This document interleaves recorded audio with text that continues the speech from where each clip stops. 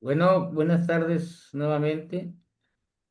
Continuamos con nuestra última conferencia, pero no menos importante, que pues nos acompaña, ya está entre nosotros el contador, licenciado en Contaduría Pública, Víctor Arturo Cruz Solís. Tiene una experiencia profesional de 14 años, cuenta con la especialidad de asesoría fiscal a personas físicas, tejidos comerciales e industriales. Es licenciado en Contaduría Pública, egresado de la Universidad del Valle de México, Campus Villahermosa, socio del Colegio de Contadores Públicos del Estado de Tabasco desde el año 2010. Es catedrático de la Universidad Mundo Maya del 2010 a 2016, impartiendo asignaturas en el área económico-administrativas. Ha sido socio fundador y administrador único de la firma Solís Sastre Pliego Consultores Sociedad Civil. Hoy está con nosotros para impartirnos una plática acerca de las finanzas personales, que para los estudiantes yo creo que es de mucha relevancia, igual que para todos los presentes. Contador Víctor, le cedo el uso de la voz. Adelante. Hola, buenas tardes, colegas, contadores que estamos aquí presentes. Es un gusto para mí es formar parte de este ciclo de conferencias por el Día del Contador. Para mí es un gran honor estar aquí con todos ustedes, ¿no? Además, el tema que vamos a tratar se lo propuse al contador Javier porque se me hace de los temas que muy pocas veces se hace hincapié. Generalmente, cuando pensamos en contador público, casi siempre nos vamos a impuestos, ¿no? O sea, siempre es fiscal, siempre es impuestos, contribuciones y eso. Y sin embargo, esa es solo una de las ramas a las cuales nos abocamos, sino que también hay otras ramas muy importantes, infravaloradas, por así decirlo, o que no son tan populares, pero que sin embargo tienen una gran importancia tanto en la vida profesional, la vida empresarial y la vida personal. El tema del que vamos a tratar ahorita, a ver cómo comparto aquí. Mm, Aquí yo creo. A ver. ¿Ahí la pueden ver? ¿Sí? Ok. Es la educación financiera personal y la creación de patrimonio. Es decir, la educación que nosotros deberíamos de recibir tanto como español, como matemáticas, como historia, como geografía. La educación financiera yo creo que es muy importante. Sin embargo, en nuestro país yo creo que nunca se le ha dado la importancia, ni siquiera a nivel universitario. O sea, en la carrera de contaduría pública estoy seguro que nunca vieron una materia que se llama finanzas personales, ni construcción de patrimonio personal, ni nada por el estilo. Y en nuestro país queda como relevada a la educación, por decirlo así, familiar, ¿no? O sea, la educación personal que cada una de perdón, que cada una de nuestras familias nos debe de otorgar, ¿no? Sin embargo, es un tipo de educación que si lo dejamos a la consideración de la familia, pues no siempre es la adecuada, ¿no? O sea, nuestros papás no siempre tenían la mejor educación financiera, ni siquiera tampoco la mejor visión, ¿no? De cómo manejar el dinero, sino van aprendiendo sobre la marcha. Incluso muchos de nosotros también, con lo que respecta a nuestro dinero personal, pues vamos aprendiendo igual sobre la marcha, ¿no? Entonces, y en base a nuestras necesidades, a nuestra realidad. Sin embargo, sí hay ciertas cosas que yo considero que se pueden enseñar como bases sólidas para que las personas tengan, pues, la capacidad de tomar mejores decisiones financieras, mejores decisiones sobre su dinero y que le aseguren un futuro mejor.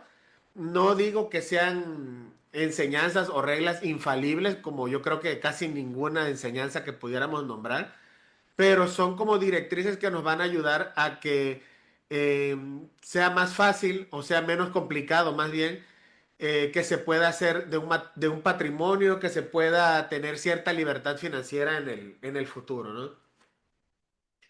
A ver.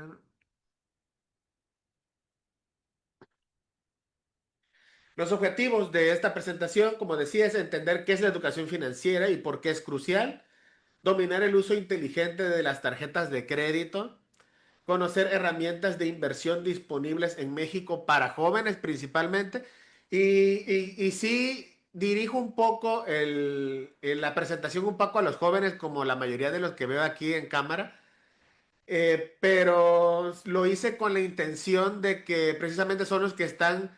No digo que personas como yo no estemos a tiempo de planear nuestras inversiones y nuestro patrimonio, pero sí me hubiera gustado que a mis 19 20 años alguien me hubiera indicado ciertas cosas para que a estas alturas ya hubiera un patrimonio mucho mejor o quizá hubiera tomado mejores decisiones financieras, ¿no?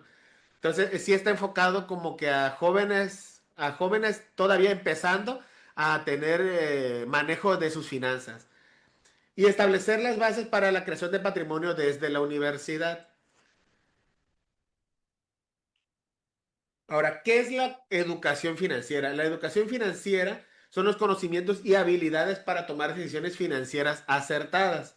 El impacto directo en la calidad de vida actual y en la calidad de vida a futuro, el idioma del dinero que nadie te enseñó en la escuela y las bases para la independencia financiera. O sea, no son normas, no son leyes, no es ni siquiera una verdad absoluta, pero son ciertos patrones que debemos de tratar de cumplir para que nuestras finanzas sean mucho más sanas que lo que pudieran ser si no tenemos la educación suficiente. La realidad financiera de los universitarios. Bueno, ahorita tomando, si alguien tiene alguna duda o algún comentario, también siéntase en la libertad de interrumpirme, porque yo sé que a veces en base a estos temas o en base a estos datos, pudiera alguien tener alguna opinión o alguna pregunta y pues yo creo que es más fácil que la respondamos sobre la marcha. Entonces, por mí, mejor si alguien interrumpe en el micrófono y aclaramos o platicamos sobre lo que tengan que comentar. 7 de cada 10 jóvenes no lleva un presupuesto. O sea, ¿qué es un presupuesto? Es una estimación que hacemos en base a los ingresos que esperamos obtener y la aplicación que vamos a hacer en base a a esos recursos, a ese ingreso que vamos a obtener. Entonces, una persona como yo de casi 40 años ya está más acostumbrado a un presupuesto empírico, o sea, no siempre es un presupuesto formal en una tabla de Excel ni nada, pero sí hay un presupuesto en base a que, bueno, cuánto es el dinero con el que normalmente cuento y cuáles son las aplicaciones o cuáles son los gastos por los cuales yo me puedo comprometer para que así yo pues no me quede sin dinero, ¿no? O sea, siempre tenga para responder esas responsabilidades. De 7 de cada 10 jóvenes no lleva o no tiene ni siquiera un presupuesto empírico. O sea, no digamos formal, ni siquiera empírico. Y ahora sí que como dice la cancioncita, dinero que tengo en mano, dinero que desbarramos, ¿no? Entonces, sí es una realidad que es un poco, si al caso es entendible, pero no es lo ideal. O sea, sería mejor que tomemos una conciencia o sería bueno que haya una educación desde la prepa, universidad, de lo que es un presupuesto personal y poderlo aplicar desde entonces. El 65% no ahorra regularmente y yo creo que ni siquiera se aplica a la realidad de universitarios, sino se aplica a la mayoría de mexicanos. Aunque Hacienda diga que el 59% tiene un ahorro para aguantar una recesión económica, yo creo que no. Yo creo que está más cercano al 70% de las personas que no tienen un ahorro propiamente dicho. O sea, sin llamarle un cochinito, sin llamarle un colchón, un ahorro propiamente dicho de una cantidad considerable debería de poder solventar los gastos de una persona por lo menos a título personal, yo diría unos 6 meses. O sea, que 6 meses uno pudiera estar sin poder generar ingresos y que nuestros ahorros puedan solventarlos, ¿no? El 83% nunca ha invertido dinero. O sea, el 83% de los universitarios nunca ha hecho inversiones de dinero para que su dinero crezca. O sea, no digamos ahorrar, pues mucho menos invertir, ¿no? El 40%, sin embargo, sí tiene problemas con deudas antes de graduarse. O sea, el 40% de los universitarios no hace presupuestos, no ahorra, no invierte, pero sí se endeuda. Como les decía, es entendible porque pues la mayoría de los universitarios no tienen un ingreso formal, ni siquiera un ingreso lo suficiente para autosostenerse, la mayoría con trabajo solventan sus gastos personales y algunos gastos de universidad, salvo excepciones, ¿no? De gente que se mantiene y estudia y todo. Pero yo creo que la gran mayoría pues tienen un sueldo o tienen un ingreso más bien que no permite estas cosas. Sin embargo, siempre hay que como que hacer el esfuerzo para que vayamos revirtiendo estas tendencias. El 40% tiene deudas, o sea, manejan ya, en el mejor de los casos, tarjetas de crédito. En el peor de los casos, pues deudas personales, deudas con gente que no pertenece al sector financiero, ¿no? Por así decirlo. Entonces, es un problema y es una causa de que no hay una educación al respecto, que hay más deuda que ingreso. Ahora, vamos con las tarjetas de crédito. Las tarjetas de crédito son una herramienta de financiamiento. O sea, es decir, es una opción, es la opción más comercial, es la opción más fácil de obtener. O sea, ni siquiera la tenemos que pedir, a veces llega sola a nuestra casa. O sea, incluso mi primera tarjeta de crédito, yo recuerdo que era fin de semana o vacaciones, algo así, y tenía yo como 18 años. Y me hablaron, estaba yo dormido todavía a las 2 de la tarde, como buen universitario, y me hablaron así de, oiga, no quiero una tarjeta de crédito. Y yo, sí. 5 días después ya tenía mi primera tarjeta de crédito. O sea, no hay ninguna ciencia para hacerse de una. Es más fácil tenerla que cancelarla. Sí, entonces, es una gran herramienta, o sea, es una herramienta de dinero inmediato, o sea, de financiamiento inmediato, de financiamiento a corto plazo inmediato. Sin embargo, hay cuatro cosas que vale la pena comentar. Una, que no es dinero gratis. Una percepción que pudiera tener alguien que está iniciando con las tarjetas de crédito es que es dinero gratis. O sea, le dicen, oye, tienes una línea de crédito de 50,000 pesos. Y órale, o sea, 50,000 pesos me acaban de dar, ¿no? O sea, me dieron 50,000 pesos, ¿no? Y no, simplemente es un dinero prestado y además un dinero prestado con intereses, ¿sí? O sea, no es ni siquiera un dinero como el que te presta tu mamá y que se lo regresa sin intereses, sino es un dinero prestado que va a causar intereses. Entonces, en la línea de crédito que nos dan en una tarjeta de crédito, es el monto máximo que el banco está dispuesto a prestarte. O sea, básicamente ese es el concepto más simple. Sin embargo, no es un dinero que ya cuentas o que ya tienes, sino simplemente es lo máximo que están dispuestos a prestarte, considerando que se los vas a poder pagar. Ahora, diferencia entre fecha de corte y fecha de pago. Ahora, las tarjetas de crédito tienen dos fechas importantes, la de corte y la de pago. La de corte es hasta qué fecha voy a tomar en cuenta lo que compraste con la tarjeta de crédito. O sea, si al 3 de cada mes voy a hacer un corte, a esa fecha voy a ver cuánto compraste y cuánto le abonaste. Entonces, de lo que compraste, yo saco, bueno, si compraste 50,000 pesos, tienes 10 días, normalmente son 10 15 días que dan las tarjetas de crédito para pagarme la totalidad de lo que compraste. Es decir, si yo al día 3 compré 20,000 pesos, al día 13 yo tengo que pagarle a la tarjeta de crédito 20,000 pesos. Ahora, ¿por qué 20,000 pesos si estábamos diciendo que tiene intereses? Porque hay algo que la tarjeta de crédito, como les decía, es una gran herramienta de financiamiento, permite que es el pago para no generar intereses. Es decir, la tarjeta de crédito dice, bueno, si a tal fecha, a la fecha de pago, tú me liquidas la totalidad de lo que acordamos que compraste, o sea, no hay intereses que yo no te cobre porque pues lo usaste y lo pagaste casi de inmediato, ¿no? Sin embargo, pasando la fecha de corte y si no hay un pago total de la deuda, entonces ya se genera un interés sobre el total del saldo no insoluto, es decir, sobre el total de lo que no pudimos pagar. Ahora, número 3, el pago mínimo contra el pago total. La tarjeta de crédito, como les decía, tiene esa operación. Y en el mismo estado de cuenta nos indica, hay un pago mínimo y un pago total, es decir, el pago para no generar intereses. En el pago mínimo, el banco lo único que te pide es los intereses más comisiones, es decir, lo que solamente al banco le interesa cobrar porque es su ganancia, pues. O sea, es el mínimo que él espera recuperar de ti para no decir que no pagaste nada, ¿no? Pero ese pago mínimo la mayoría de las veces ni siquiera cubre nada del capital, pues, o sea, no le estás abonando al capital, solamente estás pagando los intereses, comisiones, IVA de las comisiones, etcétera, pero al capital prácticamente no le abonas nada, salvo una mínima parte, pues.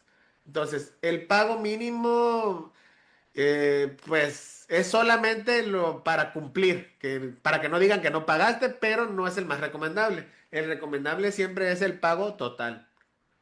Ahora, el concepto de capacidad crediticia. ¿Cuál es la capacidad crediticia? Es muy subjetivo porque eh, cada banco o cada institución financiera evalúa nuestra capacidad crediticia, o es decir, o evalúa la capacidad que nosotros vamos a tener para solventar esas deudas y pues nos otorga un valor diferente, ¿no? ¿Cómo determinan esa capacidad? La determinan en base a los ingresos que ellos tienen detectados, ya sea en sistema o si tienen una tarjeta de nómina con esa institución, pues ahí más o menos se dan una idea de cuánto es lo que te pueden prestar. O a veces uno proporciona esa información con recibos de nómina o comprobantes de ingreso. Entonces, las instituciones bancarias evalúan y determinan cuál es la capacidad que nosotros tenemos de pago. Generalmente ellos estiman, si mal no recuerdo, creo que un 30% más o menos del total de ingresos es lo que las instituciones determinan que es lo ideal para que sea el límite de crédito de una persona. Sin embargo, también, como les decía, es muy subjetivo. O sea, cada institución podrá tomar la decisión que mejor le parezca para determinar cuánto dinero estamos sujetos a que nos presten.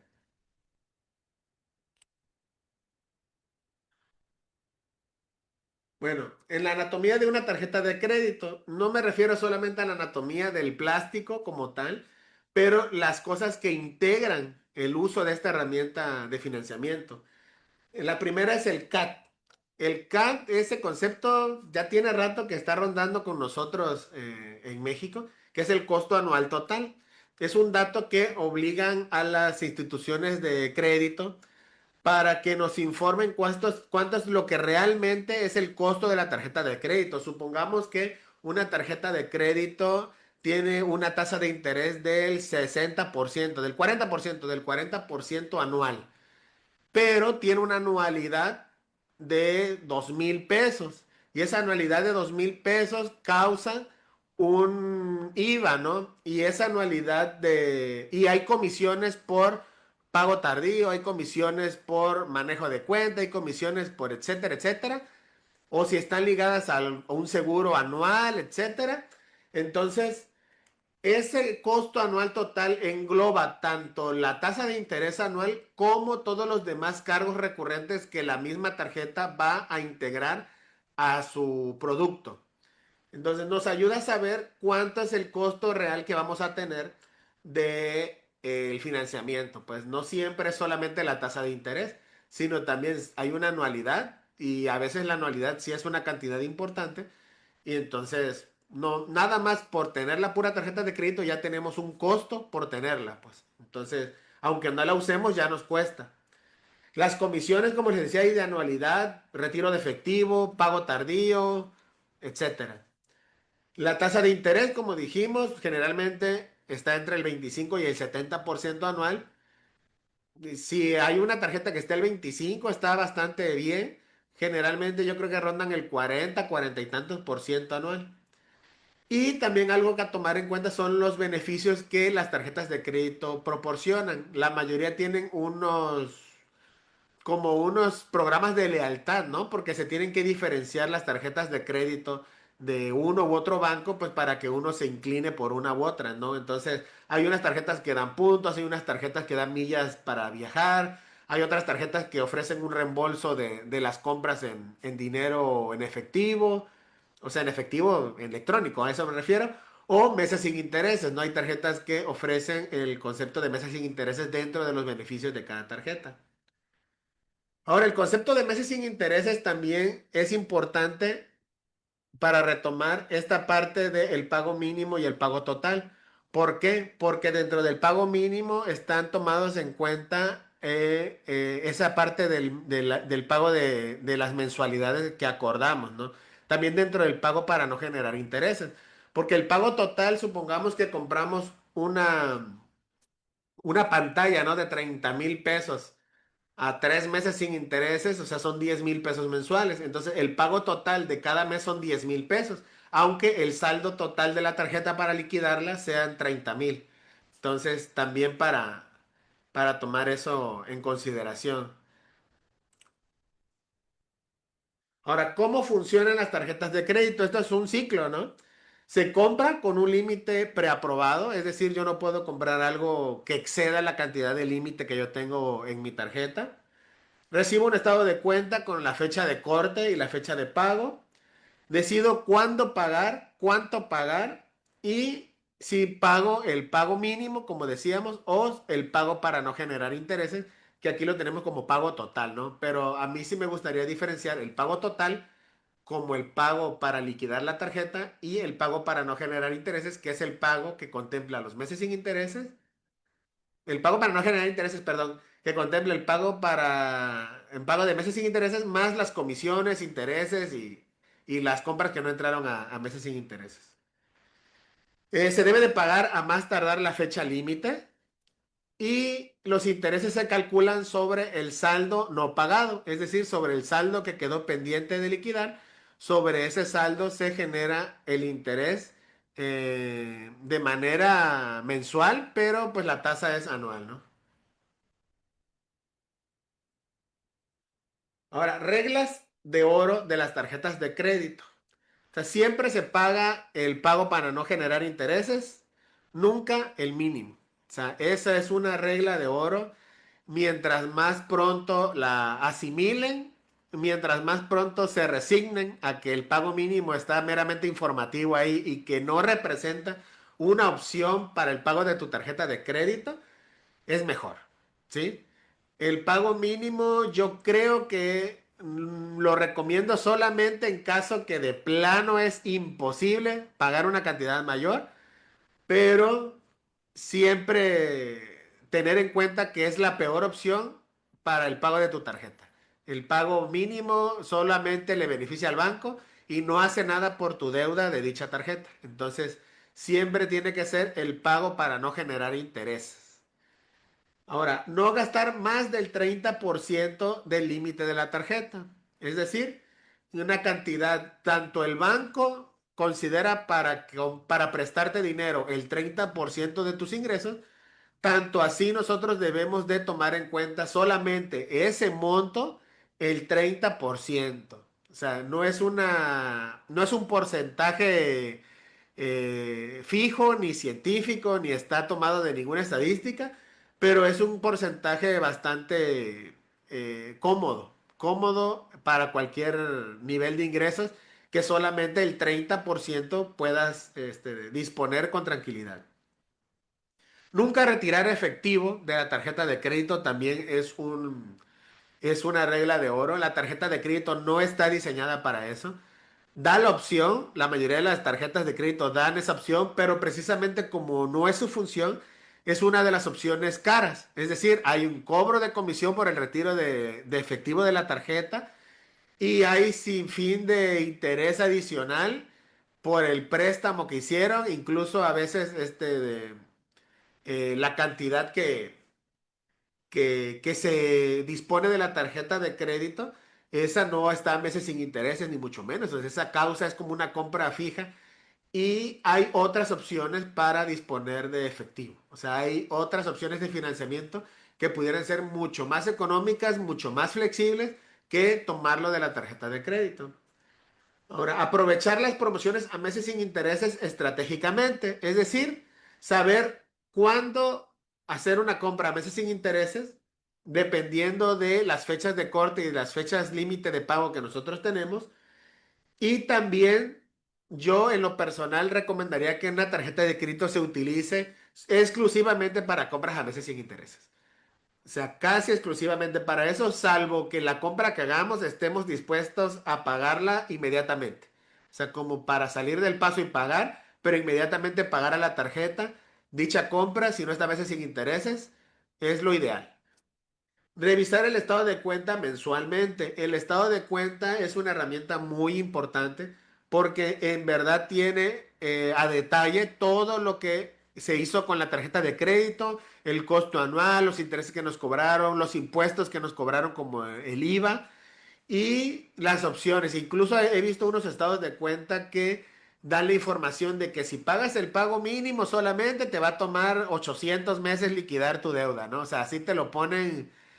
Si te dedicas solamente a pagar el mínimo y no haces ninguna compra más, este es el tiempo que te va a tomar. Entonces, es una información muy valiosa que nos proporciona el banco, ¿no?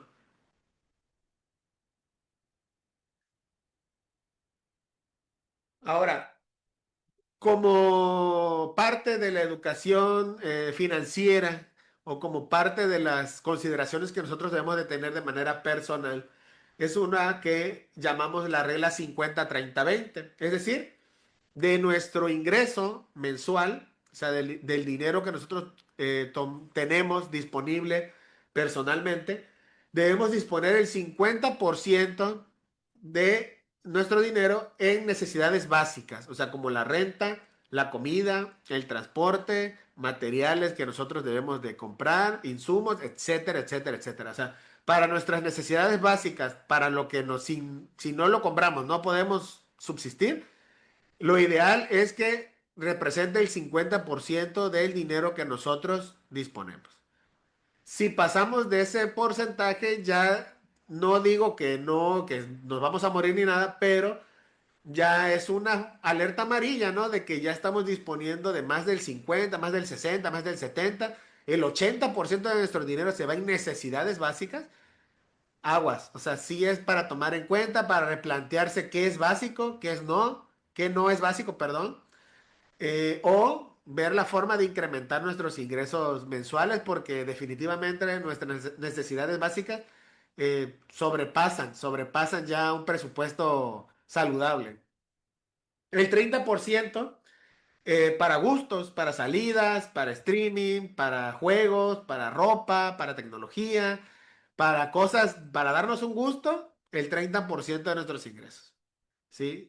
Hay veces que es al revés, ¿no? Destinamos el 50% en gustos y el 30% en necesidades básicas, ¿no? O a veces el 80% en básicas y el 30% en gustos y ya nos pasamos del 100%, ¿no? Y es cuando nos empezamos a generar un déficit, ¿no? En nuestras finanzas personales y se empieza a salir de control. Y el 20% restante de este estimado sería para el ahorro o para la inversión, para un fondo de emergencia o para destinarlo a inversiones que nos generen rendimientos formales, pues. Como les decía al inicio de la presentación, el ahorro debe ser una cantidad que sí nos represente un apoyo en caso de que los ingresos dejen de fluir, ¿sí? Un ahorro, o sea, si digo, no, pues es que tengo ahorrado por ahí 1,000 pesos, ¿no? O sea, es el inicio, pero no lo llamaríamos ahorro como tal porque esos 1,000 pesos seguramente no nos resuelven ningún apuro si el día de mañana nuestro flujo de efectivo deja de llegar, ¿no? Entonces, lo ideal es que tengamos un ahorro o ya llamarlo un ahorro formal cuando represente el 20% de nuestros ingresos y nos represente una cantidad que nos pueda mantener las necesidades básicas precisamente por un periodo, yo diría, de 6 meses, por lo menos, por lo menos. Señales, de alerta financiera, es decir, lo que les decía hace rato, ya representan un foco amarillo en nuestras finanzas personales y que si bien no implica un peligro inminente, no implica que ya estamos en bancarrota, sí implica una llamada de atención para echar un vistazo a nuestro dinero, a nuestros presupuestos, para que no lleguemos al foco rojo, ¿no? Pagar solo los mínimos, o sea, una persona que ya está pagando solo los pagos mínimos de una tarjeta y considera que no puede pagar más del mínimo, ya es una alerta, ¿no? Ya nos representa ahí que tenemos una deuda que no podemos cubrir en su totalidad, ni siquiera la mensualidad sin intereses, y que quiere decir que nuestro dinero está destinado para otras cosas que son más básicas o más indispensables para nosotros. Entonces, ya es una alerta amarilla. Usar una tarjeta para pagar otra, también eso es muy común. O sea, que agarran una tarjeta, incluso no siempre es una tarjeta, ¿no? Yo lo he visto más común en un crédito personal, ¿no?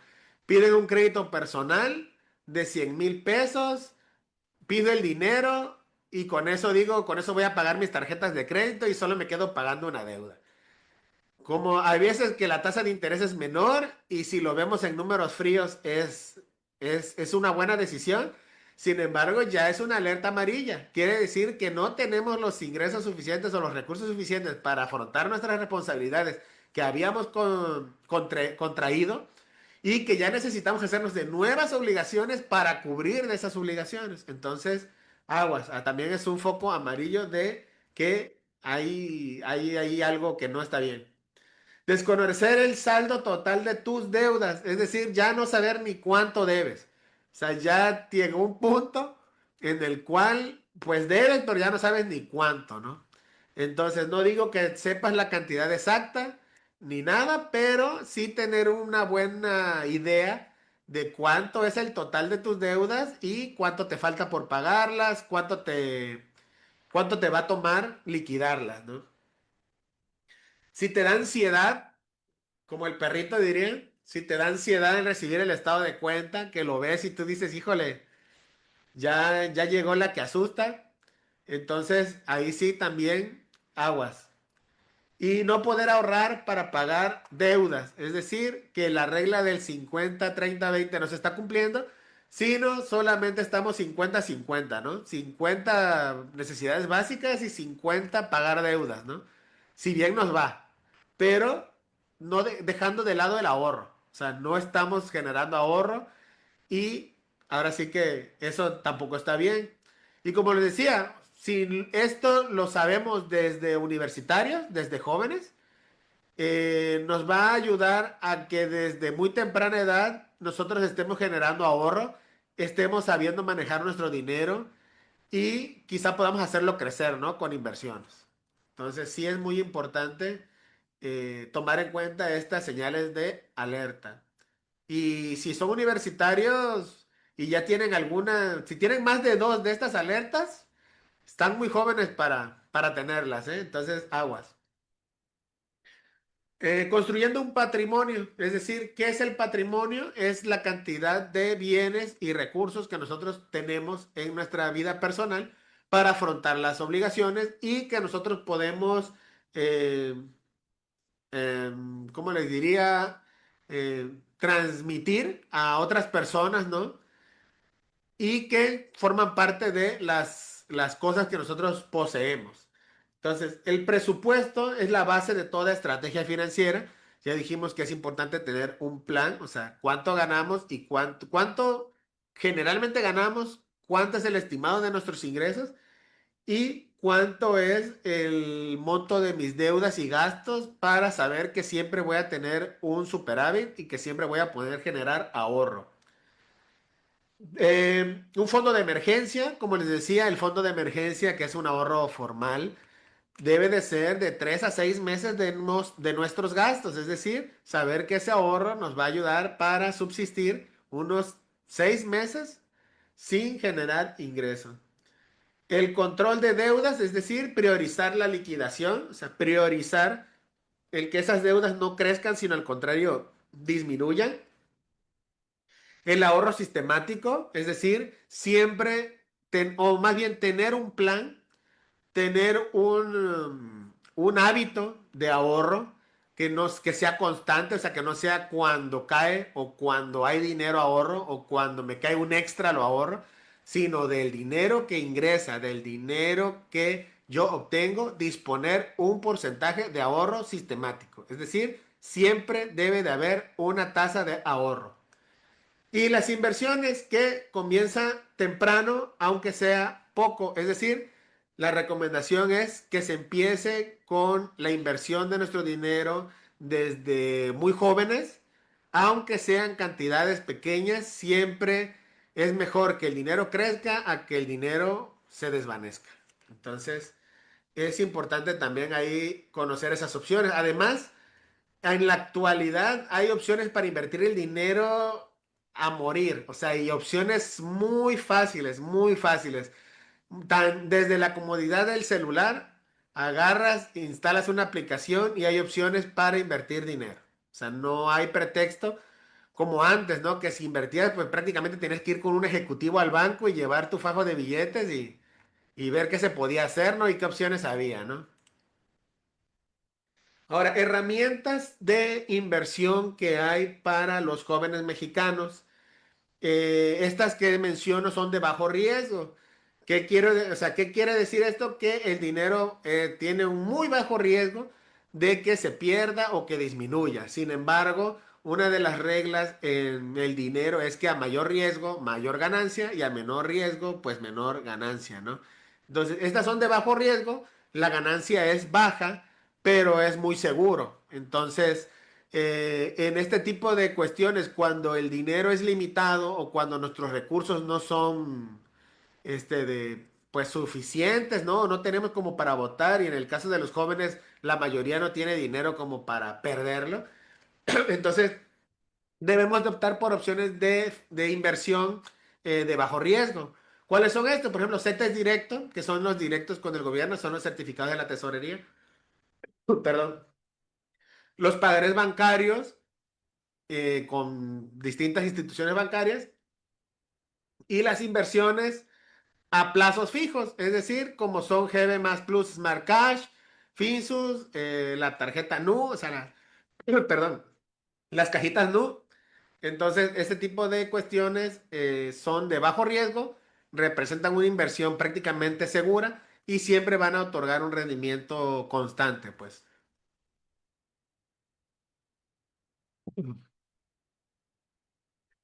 Ahora, un tema que colamos por aquí y que seguramente la mayoría de los jóvenes ve o ha visto en la universidad es la del interés compuesto. En matemáticas financieras, por ahí les deben de enseñar lo que es el interés compuesto. Y lo importante de esto es el tiempo, ¿no? La característica principal para que un ahorro con interés compuesto sea totalmente la diferencia es el tiempo que nosotros tenemos para invertirlo. O sea, no es lo mismo invertirlo a cuando yo tengo 20 años que cuando tengo 30 años, ¿sí? Aquí ponemos un ejemplo, unos 10,000 pesos invertidos a los 20 años son 70,400 pesos a los 60 años, a un 10% anual compuesto. Sin embargo, si esos 10,000 pesos yo los invierto a los 30 años, o sea, 10 años después, son 27,200 pesos a los 60 años. O sea, ya, si se dan cuenta, es una diferencia bastante considerable, tomando en cuenta que son solamente 10 años de diferencia y que se pasan volando. Tenía yo 20 años, ahora tengo 30, pero perdí casi 40,000 pesos ahí por el tiempo, ¿no? Entonces, si hay un consejo que me hubiera gustado recibir a mis 20 años, es agarra un dinero, inviértelo, ¿no? O haz un ahorro considerable e inviértelo. Y quizá ahorita pues ya fuera otra historia diferente en el caso de tener ahí una inversión importante, ¿no? O sea, es bastante significativo empezar un ahorro para el retiro o para, sí, pues más que nada para el retiro, para cuando uno ya es mayor, mientras más joven es mejor. Ahora, pasos para comenzar, pasos que tienen los jóvenes que tomar en cuenta para comenzar a hacerse de un patrimonio y para que las finanzas sean saludables desde hoy. Crear un presupuesto simple, puede ser en una app, porque hay bastantes aplicaciones en el celular para esto, o sea, hay infinidad ya, como les decía, o en Excel, o sea, en Excel ir haciendo nuestro plan para invertir, para ahorrar, primero ahorrar y luego invertir, abrir una cuenta de ahorro separada para emergencias, tener, como les decía, un ahorro formal, o sea, por formal, es decir, tener un dinero que no podemos tocar. Entonces, si se puede crear un ahorro de emergencias en una cuenta separada, sería lo ideal para empezar a tener ahí un patrimonio. Solicitar una tarjeta de crédito adecuada para estudiantes, es decir, una tarjeta de crédito preferiblemente sin anualidad, porque la anualidad es un gasto fijo de la tarjeta y que un estudiante generalmente no va a poder, o bueno, sí va a poder pagarla, pero pues le representa un tope, o sea, le representa un obstáculo ahí para sus finanzas, es dinero que se le va a dar al banco y que no representa ninguna inversión, no representa ninguna ganancia, es un gasto, pues. Entonces, hay bastantes opciones de tarjetas de crédito para estudiantes en todas las instituciones bancarias. Incluso, como les decía, ya hay aplicaciones que te la dan automáticamente y que no tienen anualidad. Entonces, opciones hay. Establecer una transferencia automática para el ahorro también es una de las cosas que actualmente, gracias a la tecnología, tenemos, que es programar un ahorro mensual. Automáticamente la cuenta lo va a separar y lo va a destinar al ahorro. Y ya ni siquiera me acuerdo si lo ahorré o no lo ahorré. Ya la tecnología se hizo cargo por mí. Incluso ahorita haciendo como, o sea, tomando en cuenta las conferencias pasadas de nuestros compañeros contadores que hablaron sobre la inteligencia artificial, eh, si nos ponemos a pensar, es una gran herramienta también para este fin que estamos tratando ahorita. O sea, si le hablamos a la inteligencia artificial que ustedes quieran, ¿no? A ChatGPT y le decimos, nuestro ingreso es de tanto, mis gastos de tanto, créame un plan de ahorros para que yo tenga 50,000 pesos en 3 años.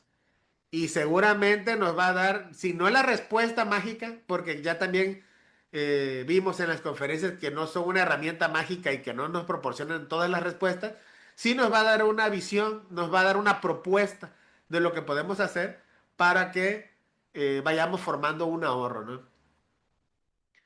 Y abrir una cuenta de inversión básica, también de estas cuentas de inversión son como las que hablamos, o sea, de las que yo puedo recomendar son las de la Sofipo, las como Nu, como hay otra, no me acuerdo ahorita, pero la que se me viene a la cuenta es Nu. Esas son cuentas que son a una tasa anual fija, va variando en base a los CETES y todo, pero como son de bajo riesgo, siempre otorgan un rendimiento. Entonces, sí son de muy bajo riesgo y otorgan siempre un rendimiento. Entonces, son una gran opción para que los estudiantes o los jóvenes puedan empezar ahí a tener una inversión. O sea, que el dinero crezca. Además del ahorro, además de ahorrarlo, crezca. Y recordemos que también un dinero ahorrado sin inversión va perdiendo su valor. O sea, 50,000 pesos de hace 10 años no son los mismos 50,000 pesos de ahora. Entonces, si yo los tenía bajo el colchón o los tenía en una cuenta que no me generaba intereses, básicamente fui perdiendo dinero simplemente por el hecho de tenerlo ahí guardado. Entonces, sí es importante siempre tomar en cuenta que es importante invertir. Ahora, mitos financieros, o sea, ¿qué es lo que, como decía al inicio de la presentación, nosotros basamos nuestra educación financiera en nuestra familia, en nuestros padres, en nuestros hermanos, en nuestros conocidos, o sea, son los que nos van inculcando la información, la educación financiera, cuando lo ideal sería que la tengamos en bases científicas, ¿no? En bases eh, sólidas en la educación formal de la escuela. Sin embargo, no es tan así. Entonces, muchas de las cosas que en nuestra familia pudiéramos escuchar es, por ejemplo, que las tarjetas de crédito siempre son malas. O sea, que tener una tarjeta de crédito, ¿para qué la tienes? O sea, ¿pero por qué? Porque se basa en la experiencia personal de la persona que te lo está diciendo.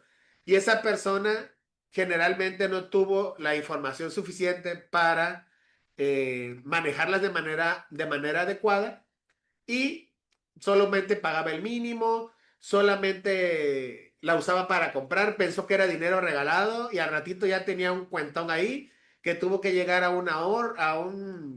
a un acuerdo y se fue a buró de crédito y bueno, o sea, miles de historias que seguramente todos conocemos y esas personas te dirán, ¿sabes qué? Es que yo tarjetas de crédito, ¿no? ¿Por qué? Porque esas son del diablo y nos meten en problemas. Pero la realidad es que son una gran herramienta porque es un dinero inmediato, es un dinero fácil de obtener y que si lo manejamos de manera adecuada, pues prácticamente no pagamos ni intereses. O sea, si pagamos siempre el pago total, como decía aquí la presentación, y manejamos meses sin intereses, podemos comprar cosas de gran valor con una tasa de cero intereses por 12 meses, ¿no? O sea, a lo largo de un año y sin que nos repercuta en nuestras finanzas personales cuando nosotros no lo pudiéramos comprar en una sola exhibición. Que invertir es solo para los ricos. Es decir, no, pues solamente quien ya tiene un montón de dinero, solamente quien ya es millonario, pues ya se puede dar el lujo de invertir dinero. Y la realidad es que no, o sea, la realidad es que incluso como decía, en la actualidad hay un sinfín de herramientas para que cualquiera pueda invertir desde 1,000 pesos, desde 100 pesos, 200 pesos, o sea, que va a ganar muy poco, pues sí, va a ganar muy poco, pero va a ganar, o sea, va a ganar dinero en lugar de devaluarse, ¿no? Entonces siempre es importante empezar ahí con la inversión. eh, que soy muy joven para preocuparme por mi retiro. O sea, es decir, ya el, el pensamiento que tiene uno a los 20 años, pues todos estamos de acuerdo que no es el mismo pensamiento que nosotros tenemos a los 40, ¿no? Entonces, a los 20 años dicen, no, pues de aquí a que llegue a mi retiro, y si bien nos va, nos retiraríamos a los 60 años, todavía falta un montón. O sea, ¿para qué? O sea, ¿para qué me preocupo, no? Ahorita. Que el Víctor del futuro se preocupe de eso cuando ya esté cerca de los 60 años, pues ya veré, ¿no? Ya veré cómo me retiro. Y sin embargo, esa es una mentalidad que precisamente va a hacernos perder mucho dinero, porque precisamente el ahorro para el retiro siempre es mejor si se piensa desde muy joven. Lo que ya vimos con el interés este de compuesto.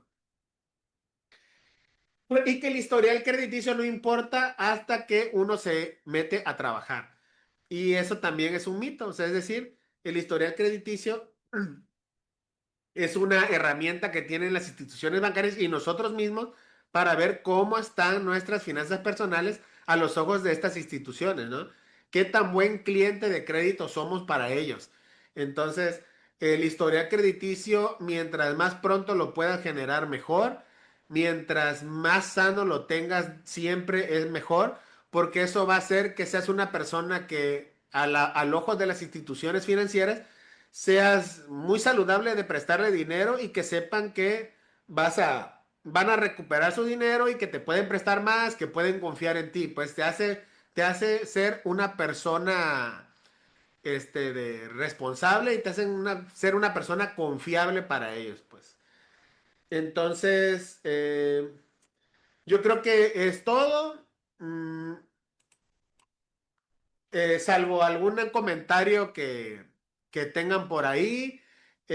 Seguramente faltan muchas cosas por tocar. Hay muchas cosas, por ejemplo, con respecto a CETES, con respecto a las inversiones a corto plazo, a largo plazo, que se pudieran analizar.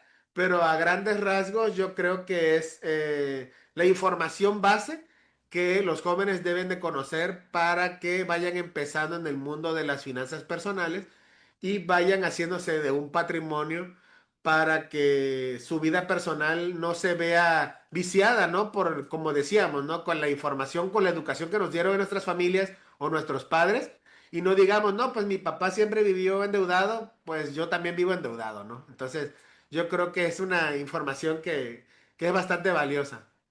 Pues, si yo creo, no sé, si hay algún comentario, alguna duda, adelante. Si no, por mi parte, pues sería todo. Muchas gracias. Muchas gracias, licenciado.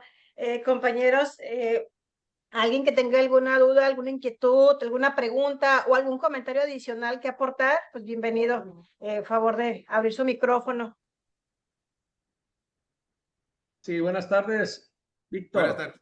Sí, buenas tardes. Mira, tú cuando iniciaste la charla, hablaste del CAT. El CAT, la verdad, pues lo manejan de forma diferente cada una de las instituciones de crédito, ¿no? O sea, hay unos que te aplican unas cosas, otros otras, y la verdad que es complejo en ese sentido. Sí, No sé si pudieras extenderte un poquito más la parte del CAT. ¿A qué estamos obligados con el CAT? O sea, dices, es que el CAT es del 102%, por poner un ejemplo, ¿no? Entonces, dices tú, por la tasa de interés es el 28, el 35, pero el CAT total es ciento y tantos. Entonces, si sí. pudieras abundar un poquito en ese tema. Claro. El CAT, como les decía, es un dato informativo. O sea, no es una tasa, no es un impuesto, no es una comisión.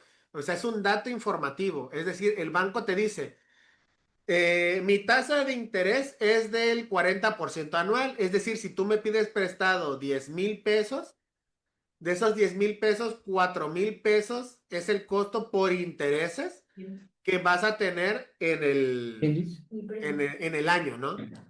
Sin embargo, esa tasa de interés del 40% es sin IVA. O sea, todavía hay un IVA de los intereses que es el 16% de ese 40%. Ya de ahí vamos Dice, partiendo que en realidad ese costo es del 46,4%. ¿Sí?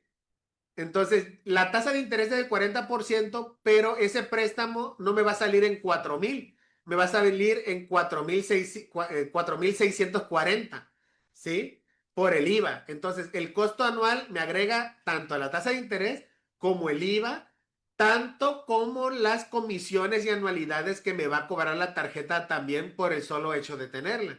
Es decir, si yo a esos 10,000 pesos le agrego que me van a cobrar una anualidad de 3,000 pesos, porque también, o sea, y eso que es una anualidad que cualquier tarjeta de crédito puede cobrar, de 3,000 pesos. Entonces ya no son 10,000 pesos, son 13,000, 13,000 pesos por el 46%. Ya estoy pagando sobre esos 10,000 pesos 5,980. Es decir, ya mi costo anual total de esos 10,000 pesos ya no son los 40% de la tasa de interés, sino en este ejercicio así bastante tosco que estoy haciendo, ya vamos por el 59,80%. ¿Sí? Entonces, si a eso le agregamos que hay un seguro que a fuerza tienes que tener en la tarjeta, que porque esto por lo otro, eso es un costo adicional y que se agrega al costo anual total.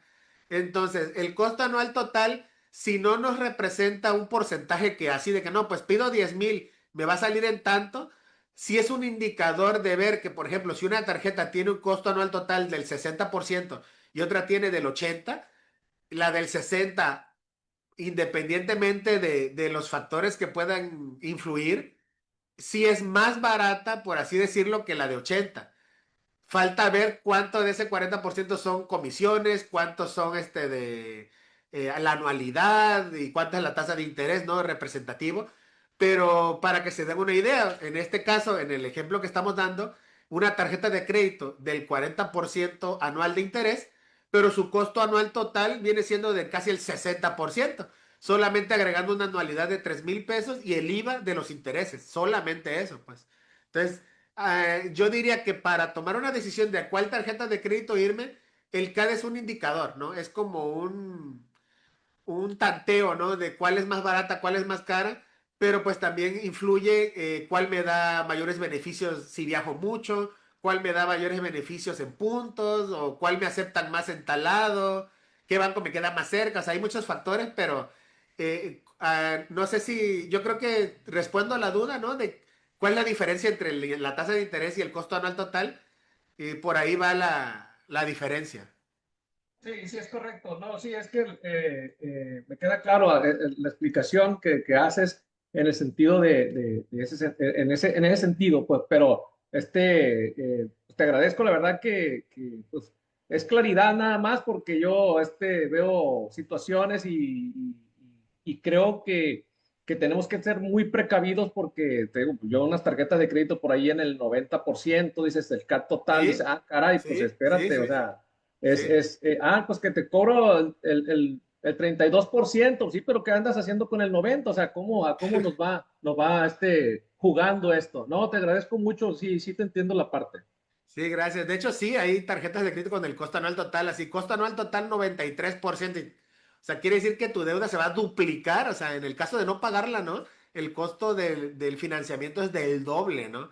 Entonces es un indicativo que hicieron obligatorio a las instituciones para que nos lo informen y sea como que más fácil identificar cuál está muy cara y cuál está menos cara, pues. Sí, gracias. Gracias, gracias. ¿Alguien más, compañeros? ¿Alguna pregunta?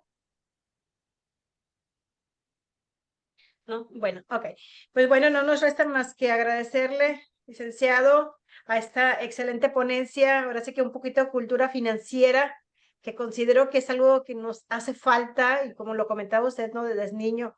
Yo recuerdo cuando en la primaria, en el sur, normalmente llevábamos una libretita de ahorros que le llamábamos, y todos los días los maestros nos recibían esos ahorros. Y pues bueno, de pesito en pesito, centavitos en aquellos entonces, pues se juntaba pues un gran ahorro, y obviamente el objetivo de este ahorro era el regalo de mamá, porque es cuando nos regalaban, nos entregaban ese ahorro con los intereses que se generaban de toda la primaria. Nos hacían el Festival del Día del Niño con los intereses, y ya nos entregaban lo que habíamos ahorrado, y pues obviamente ya con eso pues el objetivo era llevarle un regalo a mamá, ¿no? En agradecimiento a todo ello. Y la verdad Cierto. es muy bonita cultura y algo que creo que se ha perdido. Sí, claro. Además, algo que medio comenté es que no es lo mismo un ahorro con propósito a un ahorro para emergencias, ¿no? Entonces, lo que mencionas como un ahorro con propósito, que también es bueno, o sea, es parte de lo que debemos de fomentar, pero sí es un ahorro que está destinado a gastarse, ¿no? Pero también es importante hacerse de la cultura de un ahorro que sabemos que no se debe gastar, o sea, que es para cuando sea estrictamente necesario, ¿no? Pero se ha perdido, como dice, en las escuelas antes estaba incluso la cooperativa, ¿no? O sea, era una forma de hacer que los niños generaran, ¿no? Ingreso y tuvieran como que un presupuesto también. Pero sí, yo creo que es importante ir retomando eso en los jóvenes para saber el manejo del dinero. Sí, sí, definitivamente, o inclusive si cada vez, pues sí, como comenta, ¿no? O lo que sea así con el propósito, si manejáramos que el 10%, ¿no? De todos los ingresos los fuéramos separando, creo que ahora sí que nos garantizaríamos una muy buena vejez en este caso, ¿no? Porque ya no tanto Claro. la pensión, ¿no? Porque, pues bueno, hablar de pensión es otra cosa, pero sí estaríamos una estabilidad más que nada para nuestra vejez, y yo creo que eso solventaría muchas, muchas cosas, pero pues bueno, trabajemos sobre esta cultura, retomaremos esos valores, porque realmente pues, son muy importantes para todos nosotros. Sí, Sí, muchas gracias. Y pues bueno, si me gracias. permite, ahorita para exhibir aquí su reconocimiento, por Sí. favor. A ver, permítanme. Gracias. Ya no sé qué hice. Señor presidente, algunas palabras aquí para nuestro expositor. Muchísimas gracias, vicepresidenta. Pues nada más agradecerle, contador Víctor Solís, todas las atenciones que tuvo y su tiempo para esta charla tan interesante, ¿no? La educación y la cultura financiera que se debe llevar desde pequeño, plasmado entre los valores que debemos de tener hacia nosotros mismos y nuestros hijos. Y pues con esto terminamos esta celebración, esta serie de eventos muy interesantes desde la mañana y ahorita.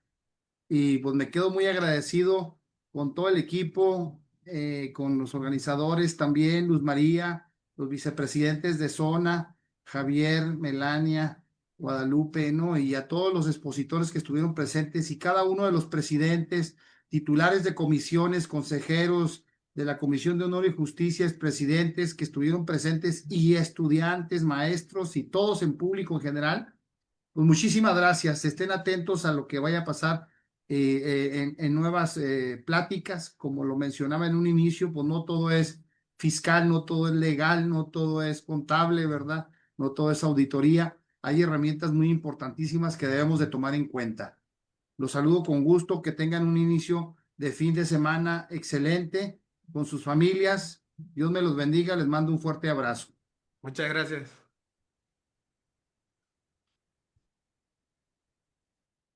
En nombre de nuestra federación, para mí es un honor y me congratulo entregar este reconocimiento a nombre de nuestra Federación Nacional de la Asociación Mexicana de Colegios y Contadores Públicos, AC.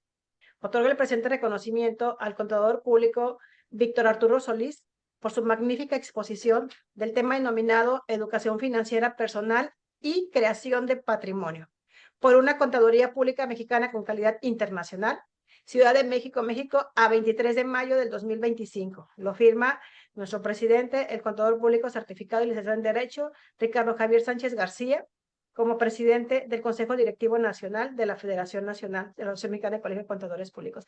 Muchísimas gracias, licenciado. Excelente ponencia, felicidades. Muchas Y, gracias bueno, a usted. esperemos vernos pronto. Gracias. Muchas gracias, un placer. Pues a todos ustedes, pues muchísimas gracias. Y pues a nombre de este consejo directivo, pues con eso cerramos nuestro ciclo de conferencias con motivo del Día del Contador y Día del Estudiante. Muchísimas gracias.